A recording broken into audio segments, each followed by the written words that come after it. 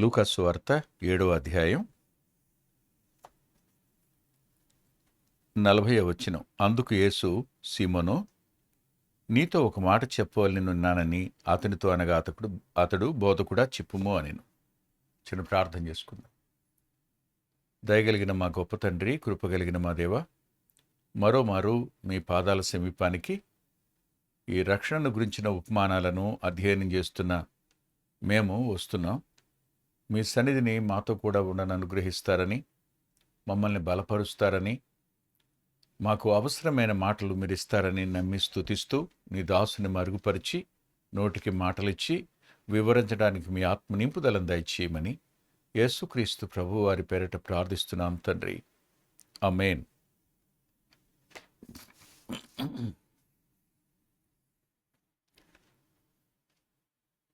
మనం గత అధ్యయనంలో పరిసయ్యుని ఇంటికి భోజనానికి వచ్చిన ప్రభు అదే ఇంటికి ప్రభుని చూడడం కోసం, ప్రభువుకి తను అనుకున్నది చేయడం కోసం వచ్చిన పాపాత్మురాలని గురించి చెప్పుకున్నాం. అది ఈ 40వ వచనం నుంచి ప్రభు చెప్పిన ఉపమానానికి అది ఉపోద్ఘాతం. ప్రతి ఉపోద్ఘాతం వెనక మనం వ్యక్తులు, వారి మనస్తత్వాలు కనిపిస్తాయి. ప్రతి ఉపమానం వెనుక వారి వ్యక్తిగత జీవితాలు, సంఘటనలు ఉంటాయి. ఎప్పుడైతే ఈయన ప్రవక్త, ఈయన ఆ ప్రవక్త అయి ఉంటాడా, అయితే తనను ముట్టుకున్నది ఎవరో అతడు గుర్తించడా, ఎరగడా అని పరిసయ్యుడు అనుకున్నాడు. ఈ అధ్యాయంలో పరిసయ్యులలో ఒకడు అని రాశాడు ప్రారంభంలో 36వ వచనంలో. కానీ 40వ వచనంకి వచ్చేటప్పటికి ప్రభు అతని పేరు తన నోటితో చెప్పాడు, సీమోను అని. సీమోను అని.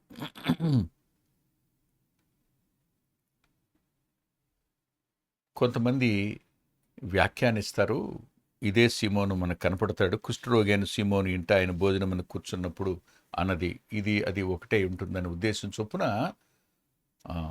అతడు స్వస్థపరచబడ్డాడు, వచ్చాడు. అంటే ఇందులో ఇదమిద్ధంగా లేదు గనక మనం దాని జోలికి పోకుండా ఉపమానాల దగ్గరతో ఆగుతున్నాం. సీమోను అన్నాడు అని, నీతో ఒక మాట చెప్పాలని ఉన్నా అన్నాడు. ముట్టింది ఎవరో తెలుసుకుంటాడు కదా ఇతను ప్రవక్త అయితే. నువ్వు అనుకుంటున్నావు కదా మనసులో, నీ మనసులో అనుకుంటున్న దానికి నేను జవాబు చెప్తున్నాను అన్నాడు. అంటే సీమోను మనసునకు ఈ ఉపమానం జవాబు, అతని అంతరంగ ఘర్షణకు ఈ ఉపమానం ప్రత్యుత్తరం. సీమోను, నీతో ఒక మాట చెప్పవలెని ఉన్నాను అన్నాడు. భోజన పంక్తిని కూర్చుంటున్నవాడు నిలబడి చూస్తున్న వ్యక్తితో ఇలా అన్నాడు, సీమోను, నీతో ఒక్క మాట చెప్పాలని ఉందా? మరి అతడు చూస్తున్నాడుగా, వెనక ఆమె నిలబడింది, ముందు సీమోను ఉన్నాడు, మధ్యలో ప్రభు ఉన్నాడు. ఈ దృశ్యాన్ని ఒకసారి ఊహించండి మీరు. ప్రభు ముందు భోజనం ఉంది, భోజనానికి ముందు సీమోను నిలబడ్డాడు. ప్రభు యూదులు పాదాలు వెనక్కి ఇలా మడుచుకొని కూర్చుని భోజనం చేస్తారు. ఆ ప్రకారం ఆమె వెనక నిలబడింది. ముగ్గురే. మిగతా భోజన పంక్తిలో ఉన్నవాళ్ళు మల్నాటి వాళ్ళే కాబట్టి వాళ్ళు భోజనంలోనే ఉండుంటారు కదా. మంచి వాళ్ళు ఎప్పుడు మాంసం మీద మనసు ఉంటుంది కాబట్టి అందులోనే ఉంటారు. ఉపమానాలు వాళ్ళకి అక్కర్లేదు. ప్రభు మాటలు వాళ్ళు పెద్ద పట్టించుకుని ఉంటారు ఉండరో, ఆయన కూడా సామాన్యుడే అనుకునే ఉద్దేశంతోనే ఉన్నవారు కాబట్టి అసలు ఎందుకు పిలిచారు ఈయన పిలవటం వల్లే కదా. వచ్చిన వాళ్ళు కూడా పరిశీలు అయితే గనక సీమోను వెంక కొరకొరా చూస్తూ ఉండి కూడా ఉంటారు. కాబట్టి అందరికీ ఆ దృశ్యం ఎలా ఉన్నా మనకు మాత్రం ఓ అద్భుతమైన దృశ్యం ఇది. ఈ దృశ్యంలో ముద్దు పెట్టుకుంటూ ఆ అత్తరు పూసి ఆ పాదాలను పట్టుకుని అత్తరు పూస్తున్న ఆమె, ఎదురుగా నిలబడినటువంటి సీమోను, మధ్యలో ప్రభు. ఆయన అన్నాడు, అప్పిచ్చేవాడికి 2 రుణస్థులున్నారయ్యా అన్నాడు. అప్పిచ్చేవాడికి 2 రుణస్థులున్నారయ్యా అన్నాడు. ఇప్పుడు ఎవరు రుణస్థులు? ముందున్నవాడు రుణస్థుడే, వెనకాల ఉన్నవాడు రుణస్థుడే. 2 రుణస్థులు. ఎవరికి? ఈయనకే.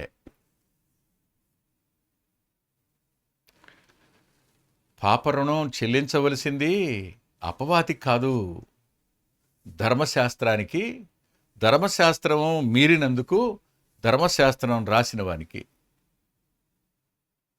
ఆ చేవ్రాత తుడిచివేయడానికి వచ్చినవాడిని నేను. ఆ రుణాన్ని క్షమించడానికి వచ్చినవాడిని నేను. 2 రుణస్థులే. సరే ఆగుదాం. ఇప్పుడు ఇలా అన్నాడు, 2 రుణస్థులున్నారు. వారిలో ఒకడు 500 దేనారాలు. 500 దేనారాలు.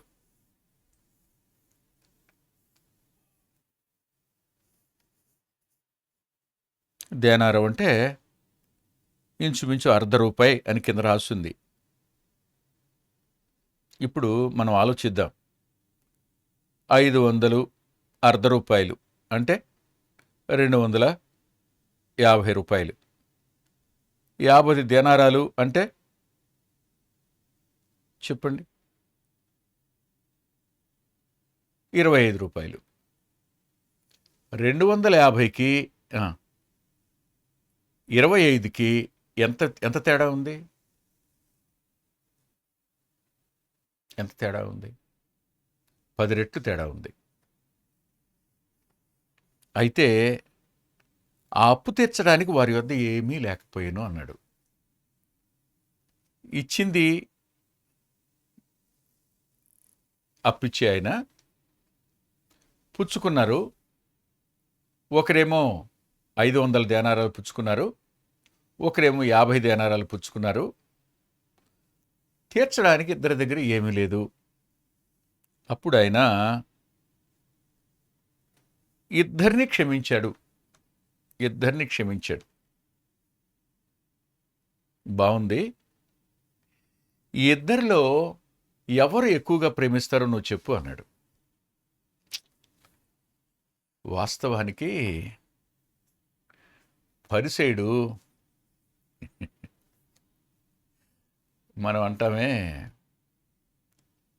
గింగిరాలు తిరగడం అని, గిరగిరా తిరిగి డామ్మను పడిపోతాడే, అలా ఈ మాట చెప్పు అన్నాడు. అతడు అనుకున్నాడు, ఎవరిని గురించి చెప్తున్నాడు, నన్ను పిలిచి అడుగుతున్నాడు ఈ బోధకుడు. అంటే నాలో ఉన్న సామర్థ్యం గుర్తించాడనమాట. నేను క్యాపబుల్ జవాబు చెప్పడానికి అనుకుని చెప్పు బోధకుడు అన్నాడు. చెప్పిందంతా విన్నాడు. విన్న తరువాత ఈ 500 దేనారాలు క్షమించబడ్డాయి, 50 దేనారాలు క్షమించబడ్డాయి. ఇద్దరిలో ఎవరు ఎక్కువ ప్రేమిస్తారో చెప్పు అన్నాడు. అప్పుడు సీమోన్ అన్నాడు, అతడు ఎవరిని ఎక్కువగా క్షమించాడో వాడే అని నాకు తోచుచున్నది అన్నాడు. సీమోను నిజంగానే తెలియగలడు. ఎవరిని ఎక్కువగా క్షమిస్తే వాడే ఎక్కువగా ప్రేమిస్తాడు అని నాకు అనిపిస్తుంది, నాకు అలా తోచింది అన్నాడు. అప్పుడు ప్రభు అన్నాడు, నువ్వు సరిగానే ఆలోచించావు అన్నాడు. ఇప్పుడు ఒకే ఆలోచనలో నుండి 2 భావాలు, అది స్వ ఆలోచన, ఉపమానం చెప్పిన తర్వాత వచ్చిన ఆలోచన, 2 ప్రక్కన పెట్టుకో. ఇందాక నువ్వేమనుకున్నావు? ఈమె పాపాత్మురాలు అనుకున్నావు. నిన్ను గురించి నువ్వేమనుకున్నావు? అవునా? అంటే నేను అంటున్నాను, నీ అప్పు 50 దేనారాలు, ఈమె అప్పు 500 దేనారాలు. ఇద్దరిని నేను క్షమించా. మీరిద్దరూ నన్ను ప్రేమిస్తున్నారు. నువ్వు నన్ను ప్రేమించావు గనుకే భోజనానికి పిలిచావు. ఈమె ప్రేమించింది గనుకే ఈ భోజన పంక్తిని వెనక్కి నా పాదాల దగ్గర నిలబడి ఇంత చేసింది. ఇద్దరు ప్రేమను నా ఎడలు చూపిస్తున్నవారే, ఇద్దరూ క్షమించబడిన వారే. అవును కదూ అంటూ ప్రేమలో ఉన్న వ్యత్యాసాన్ని చెప్పాడు ఆయన. పశ్చాత్తాపంలో వ్యత్యాసం ఉంది, దేవుణ్ణి ప్రేమించడంలో కూడా వ్యత్యాసం ఉంది. అంటే ఒక వ్యక్తి తిరిగి జన్మించడం అనే దగ్గర పశ్చాత్తాపం అనేది ఖచ్చితంగా ఉంటుంది, లేకుండా ఉండదు. ఏ వ్యక్తి అయినా ప్రభువుని అంగీకరించాడు అని అంటే అతడు పశ్చాత్తాపడి తీరుతాడు. తాను మొట్టమొదటిగా రియలైజ్ అవుతాడు, ఆడు తర్వాత రిపెంట్ అవుతాడు. అనుమానమే ఉండదు. రియలైజేషన్ లేకుండా అసలు రిపెంటెన్స్కి అవకాశం ఉండదు, పశ్చాత్తాపానికి అవకాశం ఉండదు. పేతురు గారు అపోస్తల కార్యాల గ్రంథం 2వ అధ్యాయం 38వ వచనం రాస్తూ, మీరు మారు మనసు పొంది పాప క్షమాపణ నిమిత్తమై బాప్తిస్మం పొందండి అంటాడు. అక్కడ మారు మనసు అనే పదం ఎక్కడ రాసున్నా కొత్త నిబంధనలో ఉండే పదం ఏమిటంటే repent, repent and let every one of you be baptised అని ఉంటుంది. మారు మనసు అనే మాటకు పశ్చాత్తాపడు అని అర్థం, పశ్చాత్తాపడ్డాడని అర్థం. మారు మనసు పొందాడు అంటే అర్థం ఏంటి? పశ్చాత్తాపడ్డాడు, తన గతాన్ని గురించి, తన పాపాన్ని గురించి పశ్చాత్తాపడ్డాడు అనేది అర్థం. మంచిది. ఇప్పుడు పశ్చాత్తాపడిన దాన్ని బట్టి అతడు క్షమించబడ్డాడు. క్షమించబడిన వాడు, ఆ క్షమాపణను స్వీకరించిన వాడు ప్రేమిస్తాడు. ఈ ప్రేమలో వ్యత్యాసాలు ఉన్నాయి. పశ్చాత్తాపంలో వ్యత్యాసాలు కనపడతాయి, అలాగే ప్రేమలో కూడా వ్యత్యాసం కనపడుతుంది, అనుమానమేం లేదు. కొంతమంది చాలా డీపర్ కన్విక్షన్ ఉంటుంది, వాళ్ళకి లోతైన పశ్చాత్తాపం ఉంటుంది. వాళ్ళు కొందరు పశ్చాత్తాపడతారు, కానీ ఏదైనా పశ్చాత్తాపమే, రెండు పశ్చాత్తాపం, అందులో అనుమానం లేదు. అది పరిసేయుడు పశ్చాత్తాపడినా వారిలాగా నేను చేయను, అయ్యో ఇప్పటిదాకా వాళ్ళలో ఉంటాం, నేను చేసిన తప్పు పరిసేయుడుగా ఆయన నేను కూడా అలా అనుకోవడం లేదు, లేదు నేను అలా చేయను అని అతడు పశ్చాత్తాపడే ప్రేమించి ఆయన పిలిచాడు, క్షమాపణ ఆయన క్షమించాడు కాబట్టి బాగుంది. ఇక్కడ ఆ ప్రేమల్లో ఉన్న వ్యత్యాసాలని చెప్తున్నాడు ఆయన. ఈ ఉపమానం అది పశ్చాత్తాపం, ప్రేమ, క్షమాపణ, రక్షణలో ఉండేటువంటి అంశాలు. ఇందులో మాట్లాడుతూ నా ప్రియ ప్రభు అన్న మాటను నేను మీకు చూపిస్తాను. ఇలా అన్నాడు, ఆ స్త్రీ వైపు తిరిగి, ప్రభు ఇటు కూర్చున్నవాడు ఇటు తిరిగాడు భోజన పంక్తిలో. ఇప్పుడు భోజన పంక్తిలో అందరూ అట్టున్నారు, అందరు అటువైపు ఉన్నారు. ఆ వైపున సీమోను ఉన్నాడు, ప్రభు ఇటువైపు తిరిగాడు. ఇటు తిరిగి మెడ వెనక్కి తిప్పి, ఈమెను చూస్తున్నావే అన్నాడు. ఈమెను చూస్తున్నావే అన్నాడు అనమాట. ఇప్పుడు సీమోను వెనక, సీమోన్ గమనిస్తున్నారా మీరు ఈ మాట? అక్కడ స్పష్టంగా చూడండి, ఆ స్త్రీ వైపు తిరిగి, స్త్రీ వైపు తిరిగాడు. ఆయన ఆ వైపు తిరిగాడు. ఇప్పుడు ఆమె పూసిన పాదాలున్నాయే, అత్తరు పూసిన పాదాలు, దాని సువాసన సిమియోనుకు అందుతా ఉంది. వెనకాల నిలబడ్డాడు. ఈమెను చూస్తున్నావే, ఈమెను చూస్తున్నావే నువ్వు? నేను ఈ ఇంటిలోకి రాగానే నువ్వు నా పాదాలకు నీళ్ళివ్వలా.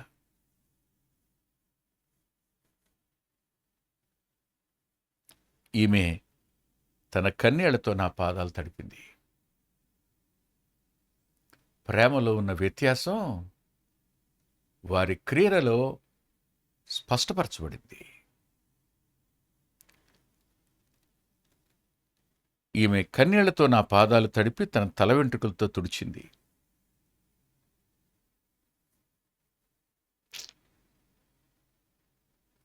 సీమోను ప్రభువుని స్వీకరించిన దానికిని, ఆమె ప్రభువుకు చేసిన మర్యాదకును, సీమోను చేయవలసిన మర్యాదకు, ఆమె చేసిన మర్యాదకు మధ్యలో ఉన్న వ్యత్యాసాన్ని ప్రభు సీమోనుతో చెప్తున్నాడు.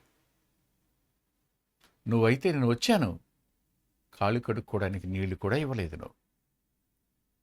అంటే ఆయన ఇవ్వలేదు అని అనలేదు, అనడు. వచ్చి భోజన పంక్తిని కూర్చున్నాడు ఆయన. సీమోను ఆ రీతిగా మనసులో అనుకోకపోతే ప్రభు నువ్వు నీళ్ళు ఇవ్వలేదు అనే పదం అనేవాడు కాదు. మనం ఆయనకి చేసేది ఏ పాటిది చెప్పండి? మనం ఇచ్చేదానికోసం ఆయన ఎదురు చూస్తాడనుకుంటున్నారా? లేదు. ఆయన ఏదైనా ఎత్తి చూపించాడు అనంటే మనం ఎదటి వాడిని ప్రశ్నిస్తున్నాం గనుక, ఎదటి వాళ్ళ లోపాలు కనిపెడుతున్నాం గనుక మన లోపం ఎత్తి చూపించవలసి వచ్చింది. ఇంతే. అంతకుమించి వేరుగా ఆలోచించొద్దు. నీవు నన్ను ముద్దు పెట్టుకోలేదు గాని నేను లోపలికి వచ్చినప్పటి నుండి ఈమె నా పాదములు ముద్దు పెట్టుకొనుట మానలేదు అన్నాడు.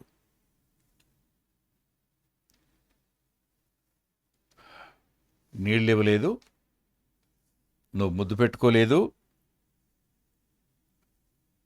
నీవు నా తల నూనెతో అంటలేదు, ఈమె నా పాదాలకు అత్తరు పూసింది. ఇక్కడ సీమోనుకున్న ఆధిక్యత ఏమిటో తెలుసా? ప్రభు పాదాలకు నీళ్లు, ప్రభు ముఖం మీద ముద్దు, ప్రభు తల మీద తన చేత్తో నూనె పూసేటువంటి ఆధిక్యత. అది సైమంది. ఇంతటి ఆధిక్యత, ఇంతటి అవకాశం తన మర్యాదలో ఉంది. ఈస్టర్న్ కల్చర్లో మరి ముఖ్యంగా ఆ పాలస్తీనాలో ఉండే యూదులలో ఈ కల్చర్ ఉంటుంది. ఇంటికి వచ్చిన వాళ్ళకి నీళ్లు తెచ్చి పాదాలు కడిగి తొడవడం, వచ్చినప్పుడు ముద్దు పెట్టుకోవడం, తలకు నూనె, ఎండలో వస్తారు కదా, తలకు నూనె పెట్టడం, ఇవన్నీ వాళ్ళు చేస్తారు. అతిథి మర్యాదకు ఆహ్వానించడానికి వారు చేసేటువంటి 3 అంతల మర్యాద ఇది. సరిగ్గా అది నువ్వు చేయలే. కానీ చూస్తున్నావు, ఈమె చేసింది. ఈమె కన్నీళ్లతో కడిగింది, తల వెంట్రుకలతో తుడిచింది, పాదాలను ముద్దు పెట్టుకుంది, నా పాదాలకు అత్తరు పూసింది అని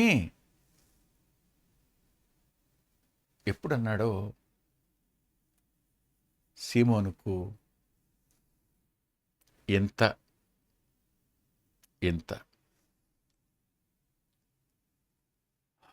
ముఖం ఇంత అయిపోయి ఉంటుంది.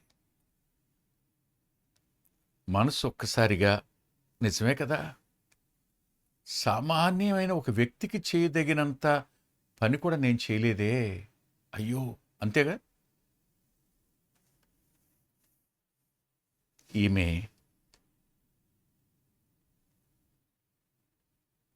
వచ్చినప్పటి నుంచి నా పాదాలు ముద్దు పెట్టుకుంటూనే ఉంది.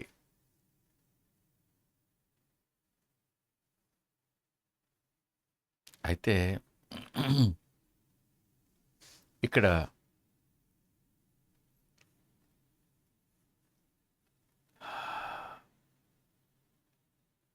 ఆమె కన్నీళ్ళని, ఆమె తల వెంట్రుకలు, ఆమె పూసిన అత్తరు వెనక జరిగిన కార్యం ఇది. అవునా? వెనక జరుగుతున్నదేమిటో ఎరుగునాయనా, ముందు జరుగుతున్నదేమిటో ఎరుగునాయన. ఒక వ్యక్తి హృదయంలో ఏం ఆలోచనలు వస్తున్నాయో తెలుసు ఆయనకి. వారి కార్యాలు చేస్తున్నప్పుడు వారి హృదయంలో నుంచి పెళ్ళుబుగుతున్న ప్రేమ ఎంతో కూడా కొలమానం ఆయన దగ్గర ఉంది. ఎవరైనా రక్షించేటువంటి గొప్ప దేవుడు, రక్షించే గొప్ప దేవుడు, ఈ మహారక్షకుడైన యేసుక్రీస్తు లోకరక్షకుడు, పాపాలను క్షమించడానికి భూమి మీదకి వచ్చినవాడు.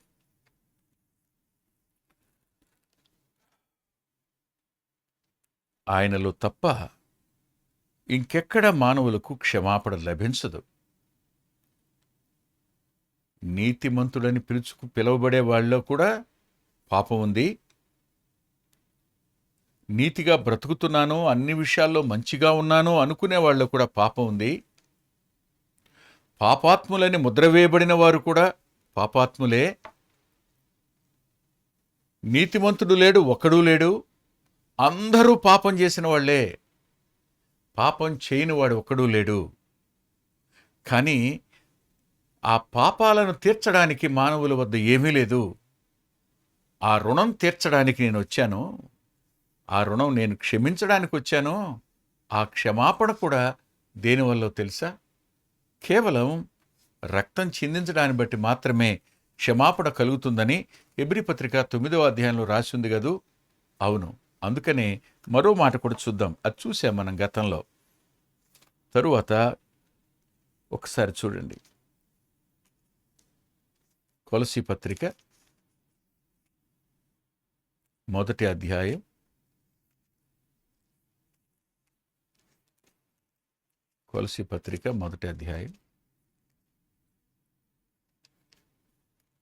14వ వచనంలో, ఆ కుమారుని యందు మనకు విమోచనము అనగా పాప క్షమాపణ కలుగుచున్నది.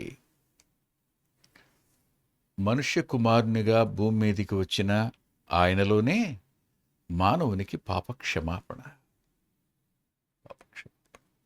పశ్చాత్తాపం ద్వారా పాప క్షమాపణ ఉంది.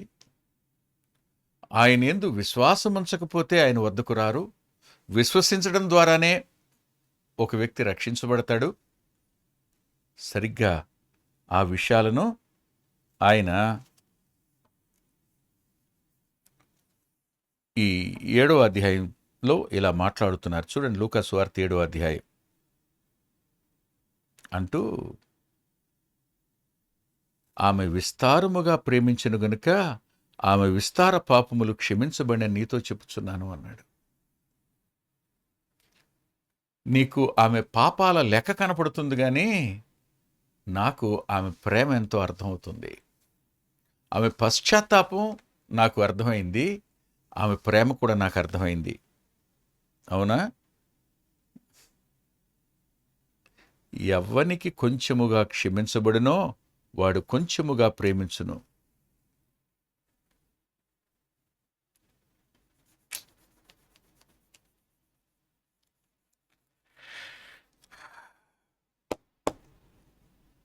ప్రభువుని ప్రేమించటం అనేది రక్షణకు కేంద్రస్థానం. ప్రభువుని ప్రేమించటం. ఇదే మాట యోహాన్ గారు తన మొదటి పత్రికలో రాశారు. 4వ అధ్యాయం 4వ అధ్యాయంలో 19వ వచనం, ఆయనే మొదట మనలను ప్రేమించెను గనుక మనము ప్రేమించుచున్నాం. ఆయన మొదట మనల్ని ప్రేమించాడు, మనం ఆయన్ని ప్రేమిస్తున్నాం.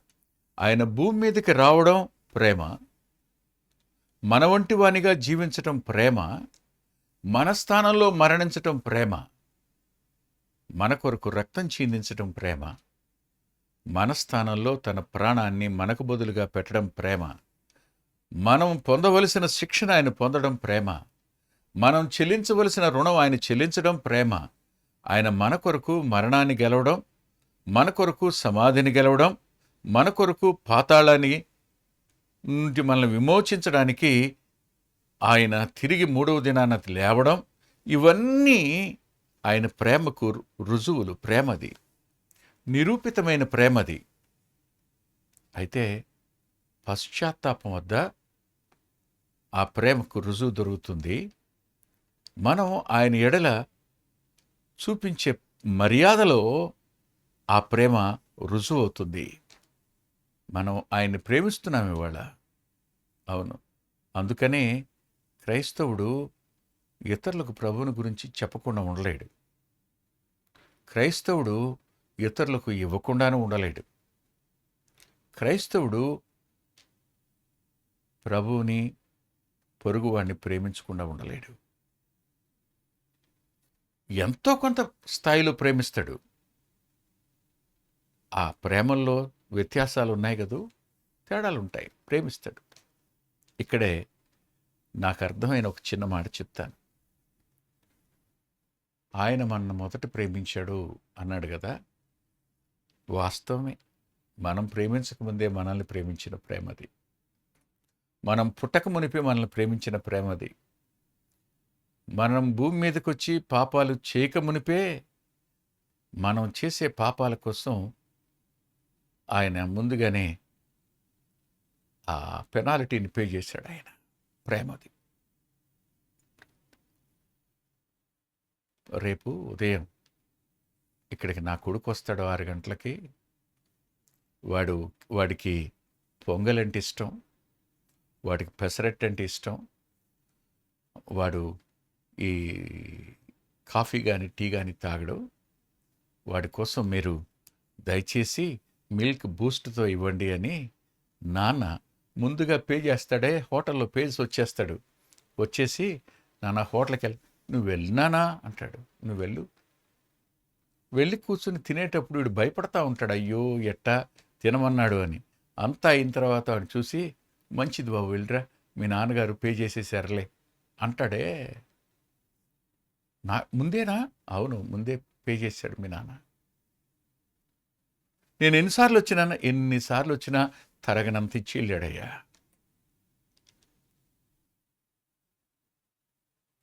యష్ అంటాడు,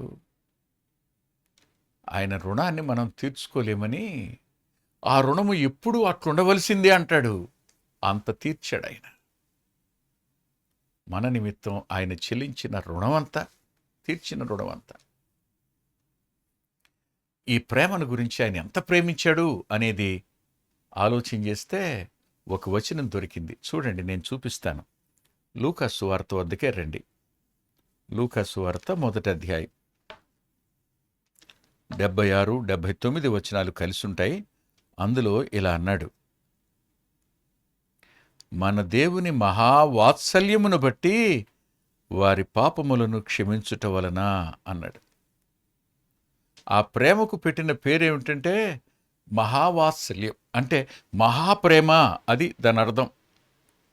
మహావాత్సల్యం అంటే మహాప్రేమ. ఆ ప్రేమ కొలమానం లేనటువంటి ప్రేమ. అందుకనే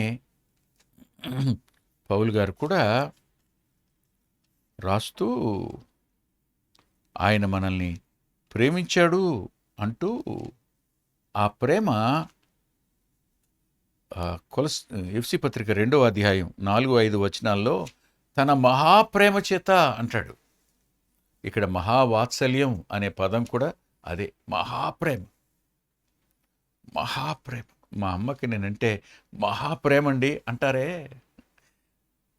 ఎంతమంది అమ్మలు కలిసినా ఆ ప్రేమకు సాటిరారు.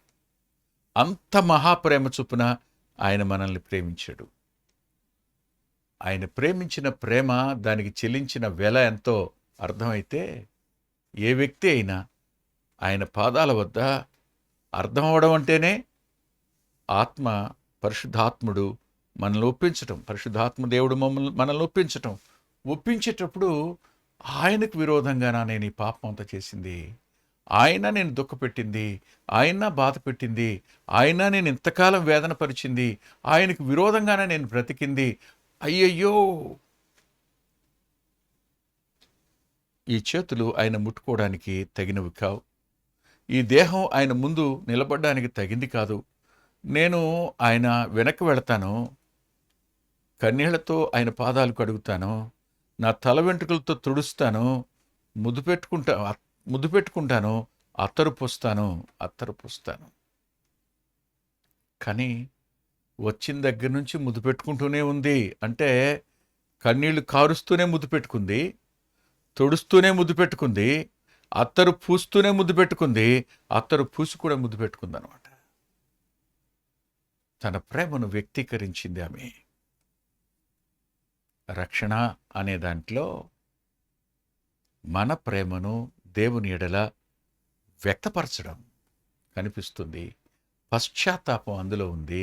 క్షమాపణ అనేది ఇందులో స్పష్టంగా మనకు కనపడుతుంది. అప్పుడు ఆయన ఇలా అన్నాడు. మళ్ళా లూకా సువార్త 7వ అధ్యాయం దగ్గరికి వద్దాం. వచ్చి ఆమెతో ఆయన అన్న మాట, నీ పాపములు క్షమించబడినవని ఆమెతో అన్నాడు అని. భోజనం పంక్తిని కూర్చున్న వారు, పాపములు క్షమించున్న ఇతడెవరు అన్నాడు. అందుకైనా, నీ విశ్వాసం నేను రక్షించింది, సమాధానం గలదానివే వెళ్ళు అన్నాడు. క్షమాపణ, రక్షణ, సమాధానం. క్షమాపణ, రక్షణ, సమాధానం. ఈ 3 రక్షణలో భాగాలు. ప్రేమ, పశ్చాత్తాపం,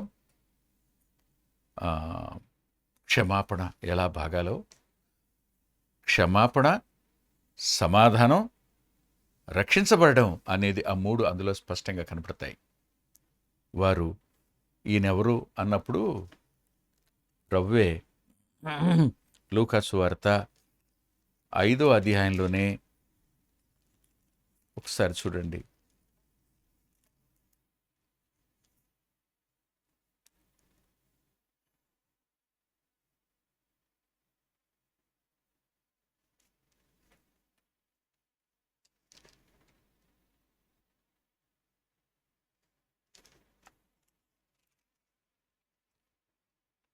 ఇరవై 21వ వచనం నుంచి మనం చదువుకుంటున్నప్పుడు ఆయన ఆ పక్షవాయువు గలవాడిని చూసి, నీ పాపాలు క్షమించబడ్డాయి అన్నప్పుడు, శాస్త్రులు పరిసయ్యులు దేవదూషణ చేస్తున్నాడు, దేవునికి తప్ప ఎవరికి పాపాలు క్షమించే అధికారం లేదు అన్నప్పుడు ప్రభు అంటాడు 24వ వచనంలో, అయితే పాపములు క్షమించుటకు భూమి మీద మనిషి కుమారునికి అధికారము కలదని మీరు తెలుసుకోవాలి అని చెప్పాడు. ఇంతకు ముందే చెప్పాడు వీళ్ళతో. వీళ్ళు మళ్ళీ అడిగారు ఈ మాట. పాపాలు క్షమించేదెవరు? దేవుడే. ఈ మనిషి కుమారుడు ఎవరు అంటే దేవుడు. పాపాలను క్షమించడం, సమాధానం ఇవ్వడం, నిత్య రక్షణ ఇవ్వడం అనేది ఆయన వల్లే సాధ్యమవుతుంది. ఇది ఇద్దరు రుణస్థుల యొక్క ఉపమానాన్ని పరిసేనుతోనూ ఆ పరిసేనుకిని ఆ పాపాత్మురాలికి పోల్చి చెప్పాడు. ఇది ఎంత ఆశీర్వాదకరమైన, ఆదరణకరమైన ఉపమానమో తల్ల వంచి ప్రార్థన చేసుకుందాం. మహోన్నతుడువును, పరిశుద్ధుడువును, నిత్య నివాసువైన మా తండ్రి, మీ కృపగల హస్తాలకు వింటున్న మా ప్రియులను అప్పగించుకుంటూ, మీ సన్నిధి వారితో కూడా ఉండని అనుగ్రహించమని, రేపటి ఉదయం నాయుడుపేటలో రెన్నీ వివాహం ఉంది. ఆ వివాహం ఆశీర్వాదకరంగా జరిగించండి విజ్ఞాపన చేస్తున్నాను. ఆదివారం నాడు ప్రియ తండ్రి, శనివారం రాత్రి తిరుపతిలో ఎబెనెజర్ సహవాసంలో వాక్యం చెప్పవలసి ఉంది. ఆదివారం నాడు మరో చోట